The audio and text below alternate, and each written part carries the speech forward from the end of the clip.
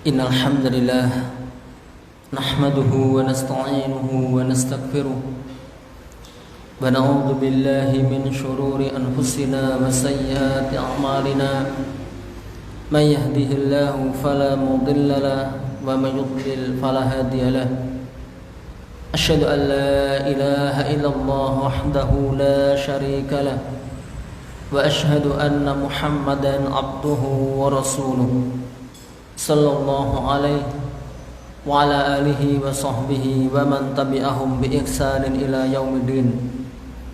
Qala Allah ta'ala ya ayyuhalladzina amanu taqullaha haqqa tuqatih wa la tamutunna illa wa antum muslimun.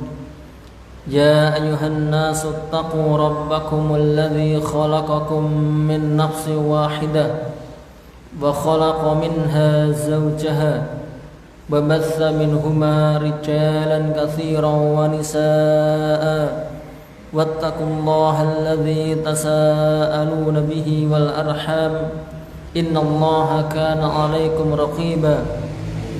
Ya ayyuhalladzina amanu taqullaha wa qulu qawlan sadida yuslih lakum a'malakum wa yaghfir lakum dhunubakum wa man yuti'illaha wa rasulahu faqad faza fawzan 'azima.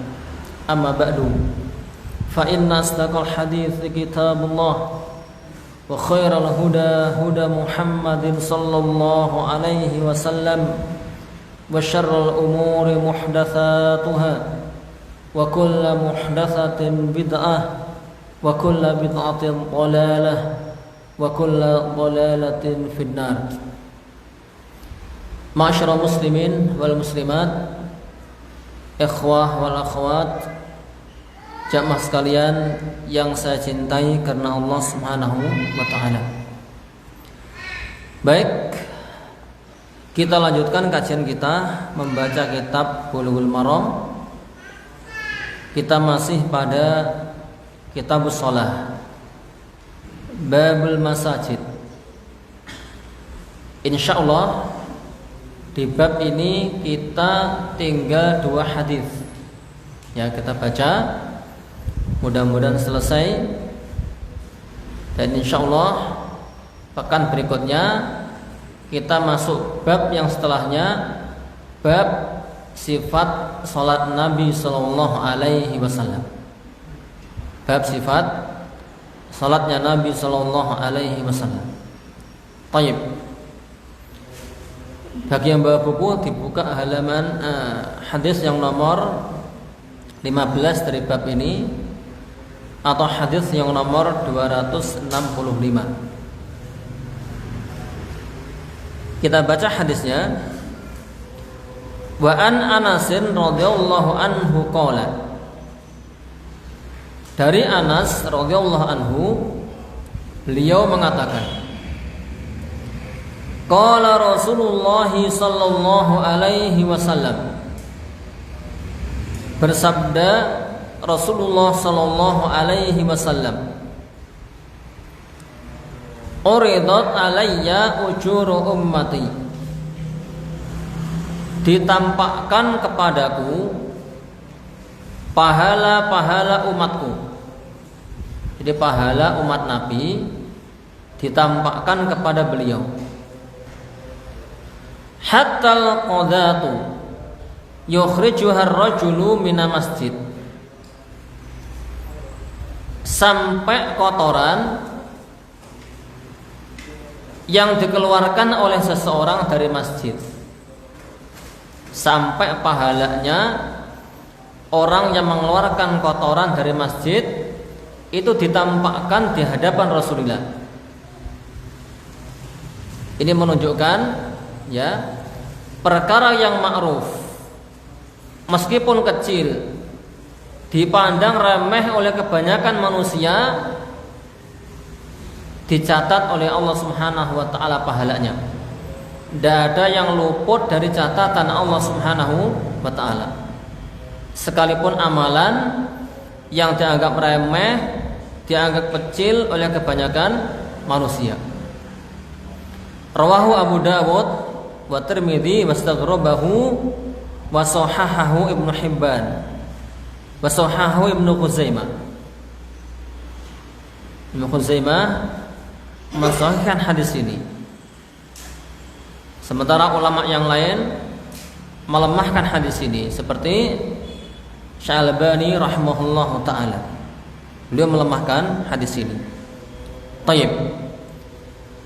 Ma'asyiral muslimin rahimani wa rahimakumullah. Ya. Kita baca lengkapnya hadis ini disebutkan ya. Dari jalan Abdul Wahhab bin Abdul Hakim Al-Qazzaz, akhbarana Abdul Majid Ibn Abdul Aziz Ibn Abi Rawat An Ibn Jurayj Anil Muttalib Ibn Abdullah Ibn Khantab An Anasin Ibn Malik radhiyallahu anhu qala qala Rasulullah sallallahu alaihi wasallam uridat alayya ujuru ummati hatta al-qadatu yukhrijuha ar-rajulu mina masjid. Ditampakkan kepadaku pahala-pahala umatku sampai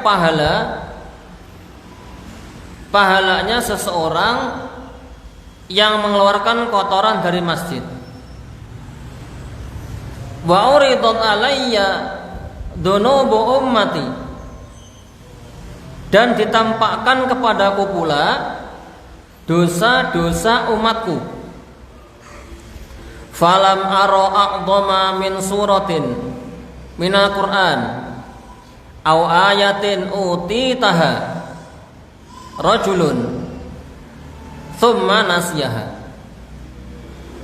Saya tidak melihat dosa yang lebih besar daripada surat Al-Quran atau ayat yang diberikan kepada seseorang lalu dia melupakannya. Tapi hadis ini lemah, ya. Hadis ini ada ilahnya, baik di sanadnya maupun matanya. Tapi maknanya benar, ya. Orang menyingkirkan kotoran dari masjid dapat pahala. Ini benar maknanya. Kemudian saya tidak melihat dosa yang lebih besar daripada surat Al-Quran atau ayat yang diberikan kepada seseorang lalu dia melupakannya.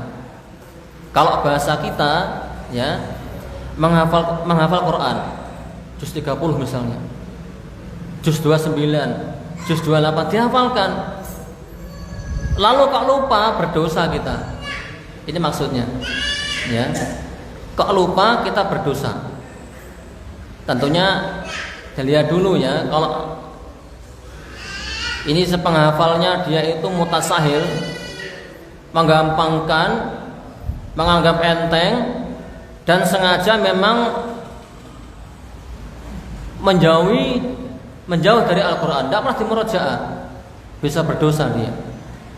Tapi kalau memang sudah berusaha untuk menjaganya, siang malam dimurojaah, ya, semakin tambah usia semakin beriut, hafalannya semakin lemah. Selagi dia masih mau menjaganya, memurojaahnya, seandainya lupa tidak masalah, insyaallah. Ya, baik. Tapi hadis ini lemah dari sisi matan maupun sanadnya. Ya, meskipun maknanya itu benar. Baik. Adapun dari sisi sanad, hadis ini ada dua kelemahan. Ada cacatnya dari sisi sanad. Dalam hadis tersebut ada riwayat dari Muttalib bin Abdullah dari Anas bahwa saduq, tapi dia itu katsirut tadlis wal irsal, banyak memodaliskan hadis, banyak memursalkan hadis, ya. Sampai Abu Hatim mengatakan riwayat dari Muttalib bin Abdullah dari sahabat ini mursal. Imam Tirmidzi, ya, setelah membawakan hadis ini, beliau mengatakan qala Muhammad, Maksudnya siapa? Qala Muhammad al-Imam Bukhari. La a'rifu lil Muttalib ibni Abdullah ibni Hantab sima'an min ahadin min ashabin Nabi sallallahu alaihi wasallam. Saya tidak tahu. Sepengetahuan saya tidak tahu kalau Muttalib ini dia mendengar langsung dari seorang sahabat dari sahabat Nabi sallallahu alaihi wasallam. Maka berdasarkan ini dari sisi sanad itu terputus. Baik. Cacat yang kedua dari sisi sanad, ya. Dalam hadis tersebut ada rawi namanya Ibnu Jurayj. Dan dia adalah mimman yudallis anid du'afa wal majhulin. Suka modaliskan dari du'afa, ya, orang-orang yang lemah hafalannya, majhul, rawi yang tidak jelas keadaannya. Baik. Oleh karenanya hadis ini Imam Bukhari, Imam Tirmidzi, Imam Qurtubi dan Habib Ibnu Hajar mereka semua melemahkan hadis ini. Baik. Ma'asyiral muslimin rahimani wa rahimakumullah. Wa ma'ilaluhu min jihatil matan. Adapun cacat dari sisi matanya. Tadi dari sisi sanadnya, ya. Dari sisi matanya fali'annal mukallaf ghairu muahidin bin nisyan. Fa kaifa yakunu nisyanu surah awil ayah min a'dhamid dzunub. Bahwasanya mukallaf seperti kita ini, ya, ini tidak dihukum, tidak disiksa oleh Allah sebab lupa. Lalu bagaimana, ya, kok disiksa? Seseorang lupa surat yang dia hafalkan, ayat yang dia hafalkan, ya. Bagaimana mungkin lupa surat, lupa ayat termasuk dosa besar dan disiksa oleh Allah Subhanahu wa taala. Ya. Ini kalau orangnya mutasahil, ya. Kalau sudah menjaganya siang malam dijaga, di murojaah kok hilang, tidak masalah, kita enggak akan disiksa oleh Allah Subhanahu wa taala. Wa qad nasiyan Nabiyyu sallallahu alaihi wasallam ayatan. Dan sungguh Nabi saja itu pernah lupa satu ayat dari Al-Quran. Nabi pernah lupa, sebagaimana telah sabit dalam kitab Sahih, ya. Illa in kana al-murad bin nisyan al-iradu anha wa adamul imanu biha. Adapun lupa sebabnya itu memang dia berpaling dari Al-Quran, tidak pernah dimurojaah, Quran sengaja dijauhi, ya. Tidak ada keimanan terhadap Al-Quran, ya, atau meninggalkan Al-Quran dengan sengaja sampai mengantarkan yuhdi ila hadat tar ila nisyan. Dia meninggalkan Al-Quran sampai melupakan ayat atau surat yang dia hafalkan, ya. Wal maksud annahu in kana an ihmalin fa fihi mu'akhadah wa illa fala. Maksudnya adalah kalau dia itu meremehkannya, ya, sengaja menjauhinya, tidak pernah dimurojaah, kok lupa, disiksa dia. Adapun kalau sudah dijaga, sudah dimurojaah namun tetap lupa, tidak disiksa oleh Allah Subhanahu wa taala, tidak berdosa. Wallahu taala alam. Baik. Ma'asyiral muslimin rahimani wa rahimakumullah. Kita kembali ke hadis tadi. Ditampakkan kepadaku pahala-pahala umatku, sampai pahala seseorang yang mengeluarkan kotoran dari masjid. Di situ Nabi menggunakan bahasa qodat, ya. Nabi nggak mengatakan kumamah, nggak mengatakan zibala, kotoran sampah, nggak mengatakan demikian. Tapi Nabi menggunakan bahasa qodat. Apa sih maknanya? Ya. Qodat maknanya adalah ma yaqa'u fil aini min turabin aw tibnin aw wasakhin thumma ustumila fi kulli syai'in yaqa'u fil bait wa ghairuhu idza kana yasiran. Kata-kata qodat itu adalah sesuatu yang terjatuh di mata. Entah berupa kotoran, tanah, debu. Ada enggak orang kelilipan itu kotorannya segumpal? Enggak ada. Ini namanya dapat bandeman namanya ya. Namanya kotoran mata itu kecil ya. Nabi menggunakan bahasa kudat. Artinya apa? Seseorang mengeluarkan kotoran dari masjid sekecil kotoran mata saja dapat pahala, apalagi kotorannya lebih besar daripada itu ya. Terkadang kita itu hanya perhatian kalau masjid ada kotoran besar baru dipindah ya. Padahal nggak pernah disapu masjid itu. Sehari cuma sekali misalnya. Banyak debunya, kelihatannya bersih. Masjid kita bersih, saponi sesuk gerapel 2 hari sekali. Padahal debu-debu yang nempel di masjid itu, ya kalau kita keluarkan dari masjid, kita bersihkan, pahalanya subhanallah luar biasa ya. Terkadang yang terlewatkan kita ini ya. Jangan lupa masjidnya Allah Subhanahu wa taala kita bersihkan. Ya, lantainya, dindingnya, termasuk jendelanya ya. Kalau kita bersihkan. Baik. Ini ada hitungannya, ada catatannya, ada pahalanya di sisi Allah Subhanahu wa taala. Tidak terlewatkan sekecil apapun. Kebaikan yang kita tunaikan sekecil apapun, pahalanya nampak nanti. Akan kita rasakan. Baik. Ma'asyiral muslimin rahimani wa rahimakumullah, jamaah sekalian yang saya cintai karena Allah Subhanahu wa taala.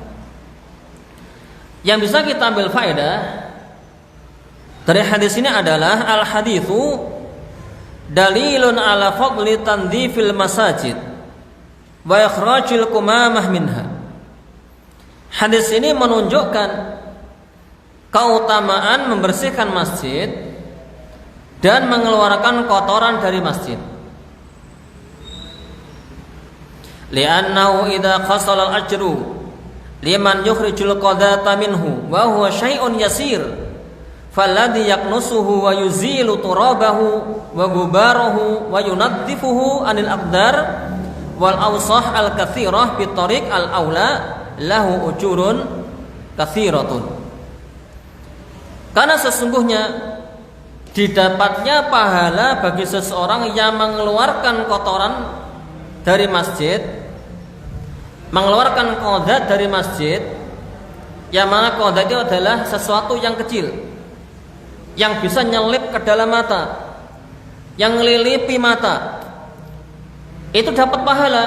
Maka orang yang mau menyapunya, yang mau jadi marbot, yang dia menghilangkan tanahnya, gubar debunya, dan membersihkannya dari kotoran-kotoran yang sangat banyak, maka ini lebih aula pahalanya. Ya, kita berkhidmah di masjidnya Allah Subhanahu wa taala, ini merupakan tugas yang mulia. Ya, jangan malu. Jadi marbot harus pede. Ya, itu tugas yang mulia. Tugas yang mulia, ada keutamaannya. Bahkan disebutkan langsung Nabi Shallallahu alaihi wasallam. Kita punya andil ya, melibatkan diri ke masjid, membersihkan apa yang bisa kita bersihkan. Tidak harus lantai masjid, mungkin kamar mandinya, ya, atau mungkin halamannya, menyirami halaman dan seterusnya. Jadikan masjid Allah ini indah, rapi, nyaman buat antum ketika sholat dan orang-orang yang masuk ke dalam masjid. Mereka akan merasa aman. Baik. Wa adda ikhrajul qadat allati la ya'bahu laha min ujuri ta'dhiman li baitillah azza wa jal. Dan terhitung ya, mengeluarkan kotoran yang mana ini kadang orang-orang layak bahu, tidak perhatian ya. Ternyata di sana ada pahala karena dia mengagungkan rumahnya Allah Subhanahu wa taala. Wallahu taala a'lam. Baik. Kita masuk hadis yang berikutnya. Hukmu tahiyatul masjid. Hukum salat tahiyatul masjid. Wa Nabi Qatadah radhiyallahu anhu qala Qala Rasulullah sallallahu alaihi wasallam. Dari Abu Qatadah radhiyallahu anhu, beliau mengatakan, bersabda Rasulullah sallallahu alaihi wasallam, "Idza dakhala ahadukum al-masjida fala yajlis hatta yusalli rak'ataini." Muttafaqun alaihi.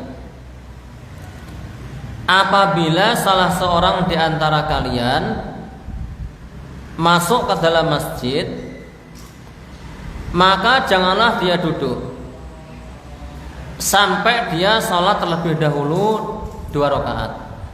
Hadis sahih muttafaqun alaih, rawahul Bukhari wa Muslim. Baik. Ma'asyiral muslimin rahimani wa rahimakumullah. Yang bisa kita ambil faedah dari hadis tadi adalah al-haditsu dalilun ala nahyi dakhilil masjid 'anil julus hatta yusalliya rak'ataini ta'ziman lil masjid. Hadis ini menunjukkan larangan orang yang masuk masjid dari duduk, dia langsung duduk, ya, ini dilarang sampai dia sholat 2 rakaat dalam rangka mengagungkan masjidnya Allah Subhanahu wa taala. Ya, subhanallah. Masjidnya Allah ini adalah rumah yang mulia. Idharan min syarafil buq'ah. Dan juga dalam rangka untuk menampakkan kemuliaan tempat tersebut. Buq'ah itu sebidang tanah yang dibangun di atasnya masjid. Ya. Menampakkan kemuliaan sebidang tanah tersebut, masjid tersebut. Wahiyya tahiyatul masjid. Dan itulah namanya salat tahiyatul masjid. Tahiyat maknanya adalah selamat, sambutan, ya. Baik. Li'anna dakhilahu yabtadi'u bihadha shalah kama yabtadi'u dakhil al-qaumi bitahiyyah.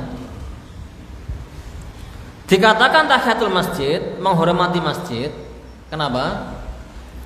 Karena orang yang masuk ke dalam masjid itu dia memulai dengan salatnya, dengan salat tahiyat.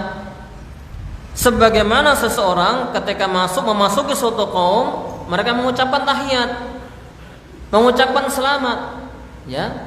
Wong kita ketemu kaum kita salam, assalamualaikum. Tapi ketika masuk masjidnya Allah, kenapa kita tidak sholat? Ya, lebih aula untuk kita ucapkan selamat.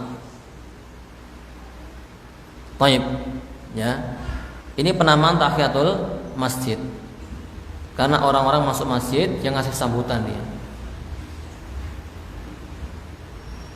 Baik, dengan sholat 2 rakaat. Wa qad waradat tasmiyatuha tahiyatul masjid fi hadits Abi Dzar radhiyallahu anhu. Anna Nabiyya sallallahu alaihi wasallam qala, ya Abu Dzar, inna lil masjid tahiyyah wa inna tahiyyatahu rak'atan. Penamaan tahiyatul masjid itu ternyata ada dasarnya, ada riwayatnya, Pak. Ya, menyambut masjid, ucapan selamat kepada masjid, ya. Tahiyatul masjid. Hadisnya Abu Dzar radhiyallahu anhu. Nabi mengatakan, wahai Abu Dzar, masjid itu memiliki tahiyat.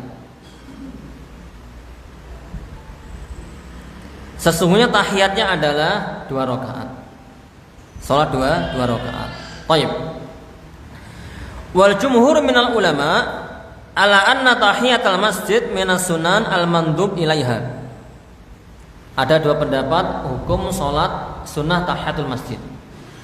Salat tahiyatul masjid.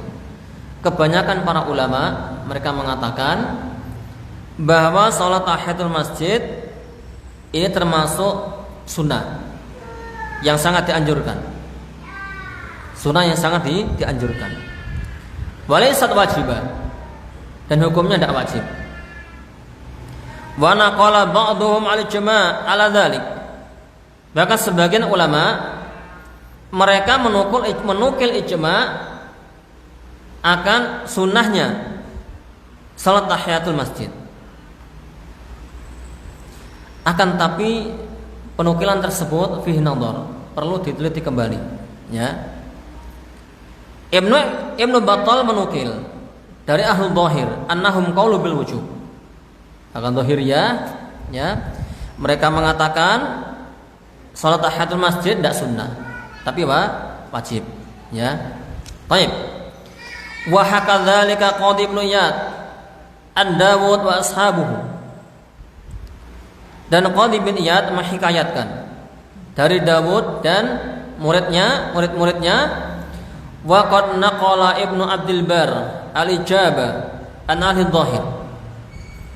Dan Ibnu Abdul Bar telah menukil salat tahiyatul masjid hukumnya wajib. Beliau menukil dari ahli dhahir.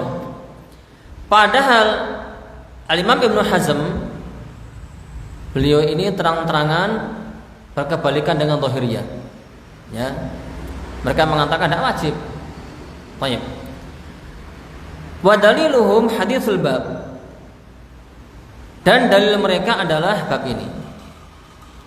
Bahkan telah warid dengan lafaz perintah amr, fal yarka rak'ataini, riwayat yang lain, ya. Fi'il mudhari bergandeng dengan lamul amr, ini termasuk sighah perintah, ya. Termasuk sighah atau bentuk perintah. Hendaklah dia ruku 2 ruku. Salat 2 rakaat maksudnya.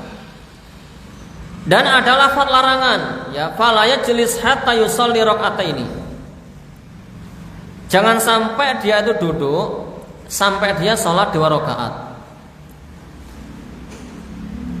Dan perintah itu secara mutlak memberikan faedah wajib. Dan larangan secara mutlak itu memberikan faedah tahrim, hukumnya haram. Baik. Khilaf para ulama, ada yang mengatakan wajib, ada yang mengatakan sunnah. Hukum salat tahiyatul masjid. Adapun jumhur yang mengatakan salat sunnah tahiyatul masjid, salat tahiyatul masjid hukumnya sunnah. Dalil mereka apa? Hadisnya Thalhah bin Ubaidillah tentang kisahnya orang Arabi yang dia bertanya kepada Nabi Shallallahu Alaihi Wasallam tentang perkara-perkara yang wajib atasnya dari sholat. Wahai Rasulullah, sholat apa saja sih yang diwajibkan buat saya? Nabi mengatakan as-shalawatul khamsu, sholat yang 5 waktu saja.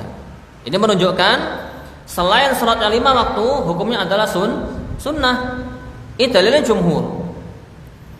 Kemudian orang tadi mengatakan, bertanya kembali, hal alayya ghairuha? Wahai Rasulullah, selain yang 5 waktu masih ada mungkin yang wajib buat saya? Nabi mengatakan, la illa anta tawwa. Tidak ada, kecuali kalau kalian mau bersedekah, pengen sunnah, ya monggo silahkan. Kalau jumhur mengatakan, falau qulna bi wujubi tahiyatil masjid la lazima an takuna al mafruḍat akthar min 5. Jumhur mengatakan, seandainya salat tahiyatul masjid hukumnya wajib, maka lazimnya tentunya salat wajib itu lebih dari 5 kali. Bisa jadi 6 lebih, termasuk tahiyatul masjid. Baik. Dalilnya jumhur yang mengatakan tahiyatul masjid hukumnya sunnah. Baik. Kemudian dalil yang lain yang dipakai jumhur yang mengatakan tahiyatul masjid hukumnya sunnah, yaitu hadisnya Abdullah bin Busr radhiyallahu anhu. Dia mengatakan, ja'a rajulun yatakhatta riqaban nas yaumal jumu'ah. Datang seorang laki-laki, dia melangkai pundak-pundak manusia di hari Jumat. Wan nabiyyu yakhtubu. Lalu saat itu beliau berkhutbah. Nabi ketika khutbah datang seseorang melangkai pundak-pundak manusia. Ya.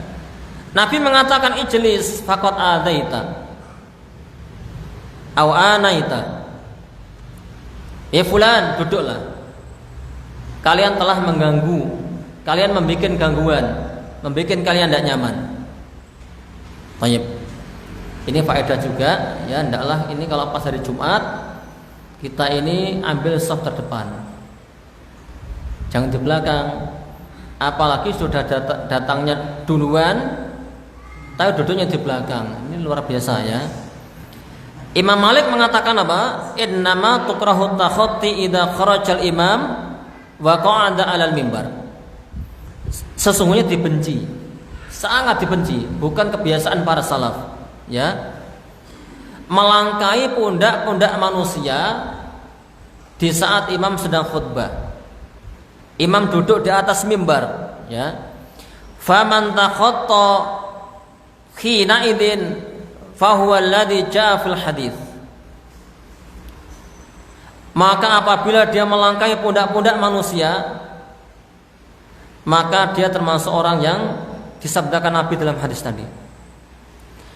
Wa amma qabla dzalik fala ba'sa idza kanat bainahu wa baina yadayhi furja. Tapi kalau sebelum imam datang, tempat depan masih kosong, tidak mengapa. Tapi pas khutbah jangan. Kenapa? Ini mengganggu konsentrasi seseorang mendengarkan khutbah. Bahkan sebagian ulama mengharamkan. Hukumnya haram melangkai pundak-pundak manusia di saat khutbah. Makanya Nabi mengatakan apa? Antum melihat di kitab Sahih Fikih Sunnah bab masal Jumatan. La yazalu rajulu yata'akharu hatta yu'akharu fil jannah. Lafaznya gini. Wadnu minal imam. La yazalu rajulu yata'akharu hatta yu'akharu fil jannah wa in dakhalaha. Hadis ini dihasankan Syahbani rahimahullah taala, ya. Kalau khutbah itu mendekatlah kepada imam. Yang utama dekat dengan imam, ya. Ada seseorang dia ini senantiasa selalu terlambat. Wis pengine keri terus legung komat gung teko. Legung khutbah kedua ngurung teko. Wis kebiasaan, ya. Seseorang membiasakan sukanya terakhir terus, dia nanti juga diakhirkan ketika masuk surga. Meskipun masuk ke dalam surga, mlebu ya mlebu, Pak. Tapi kuwari dhewe, kaya penak to, Pak. Kancane mlebu kabeh menikmati kenikmatan surga dhek kuwari dhewe. Karena batik amalannya, lamban amalannya, nanti masuk surganya juga lamban, nanti lambat juga, ya. Maka dalam hal kebaikan kita bersegera, tasabuk, berlomba-lomba. Baik. Kemudian wal qaulu bil wujub qawiyun. Pendapat yang mengatakan wajib itu kuat katanya. Baik. Wa huwa alladhi masya alaihi Abu Awana fi musnadihi. Ini yang ditempuh, yang dipendapati oleh Abu Awana. Sampai-sampai beliau memberikan bab di dalam kitab musnadnya dengan bab ini, dengan hadis ini, ya hadis yang kita baca tadi. Warajah hadal qaul Ibnu Daqiq Al-Aid. Al-Imam Ibnu Daqiq Al-Aid juga merujahkan pendapat ini. Wajibnya salat tahiyatul masjid. Imam Sun'ani pun demikian. Imam Syaukani pun demikian, ya. Wa dzalika li'anna sababal wujub huwa dukhul masjid. Dan perlu dicatat, ya. Wajibnya itu adalah sebab wajibnya adalah ketika dia masuk ke dalam masjid. Tidak seperti wajibnya sholat 5 waktu. Sama-sama wajibnya. Hanya saja kalau sunnah tahiyatul masjid itu, sholat tahiyatul masjid itu wajibnya ketika masuk masjid. Adapun sholat 5 waktu itu entah di masjid atau tidak, dia wajib menunaikan sholat 5 waktu. Bisa dipahami? Baik. Ma'asyiral muslimin rahimani wa rahimakumullah. Fala mu'aradata baina hadza wa baina ma yadullu ala anna ma'ata shalawat khamis tatawwu. Maka di sini tidak ada benturan antara ini, pendapat ini dan apa yang menunjukkan bahwasanya selain sholat 5 waktu adalah sunnah. Bagus. Berikutnya, ma'asyiral muslimin rahimani wa rahimakumullah, jamaah sekalian yang saya cintai karena Allah Subhanahu wa taala. Lakin qad yushkilu ala dzalik. ma'a ma taqaddama adillatul ukhra tadullu fi dhahiriha ala atami wujubi tahiyyah. Akan tapi kalau dikatakan wajib, ini juga muskilah juga, ya. Padahal telah berlalu dalil-dalil yang lain. Dan juga ditunjukkan oleh dalil-dalil yang sifatnya zahirnya itu salat tahiyatul masjid tidak wajib. Di antaranya, ya, hadisnya Waqid al-Laitsi radhiyallahu anhu, bahwasanya beliau mengatakan, bainama huwa jalisun fil masjid wan nasu ma'ahu idza aqbala salasah nafarin. Ketika Nabi di masjid, duduk di masjid, ya, tiba-tiba ada 3 orang datang. Ada 3 orang datang. Fa'aqbala ithnani ila Rasulillah sallallahu alaihi wasallam wa dhahaba wahidun. Ketika masuk masjid, ya, yang 2 duduk di hadapan Nabi sallallahu alaihi wasallam. Yang 1 pergi. Qala fawaqafa ala Rasulillah sallallahu alaihi wasallam. Yang 2 orang tetap di masjid, berhenti di situ. Yang 1 dari 2 orang tadi, ya, dia melihat ada tempat yang lapang di depan. Nabi sedang berhalaqah, Nabi sedang ta'lim, sedang pengajian. Ya, di tempat depan ada kosong, dia maju dia. Yang 1-nya dia ada di belakangnya. Yang 1-nya fa'ad barodahiban, dia pergi dia. Ngaji lagi, mulai dia. Yang 2 di masjid duduk di depan, 1-nya di belakangnya, 1-nya pergi. Baik. Tidak disebutkan laki-laki tersebut mereka salat tahiyatul masjid. Ini menunjukkan tidak wajib. Bagi ulama pendapat jumhur, bagi mereka yang mengatakan salat sunnah hukumnya tidak wajib. Baik. Dan di antara pula hadis yang lain, kisahnya Ka'ab bin Malik, hadis yang sangat panjang sekali. Ketika beliau tertinggal di perang Tabuk. Ya, Ka'ab bin Malik, Murarah bin Rabi, Hilal bin Umayyah.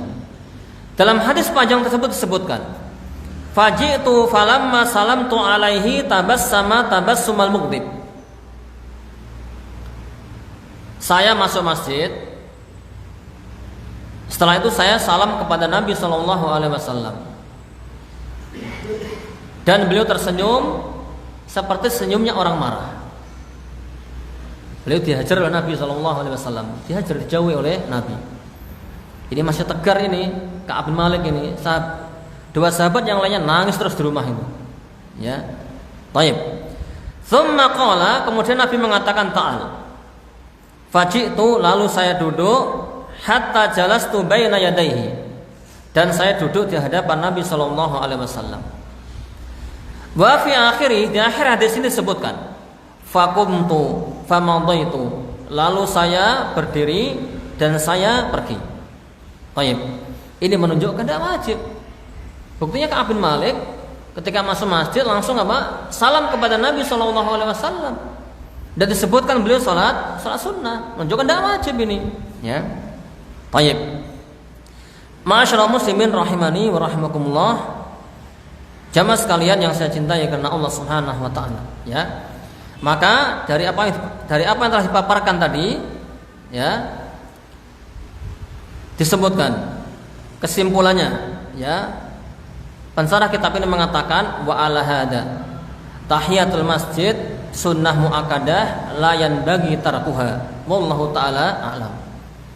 Berdasarkan ini semua, maka salat tahiyatul masjid hukumnya sunnah yang sangat ditekankan. Kalau memang bisa harus ditunaikan.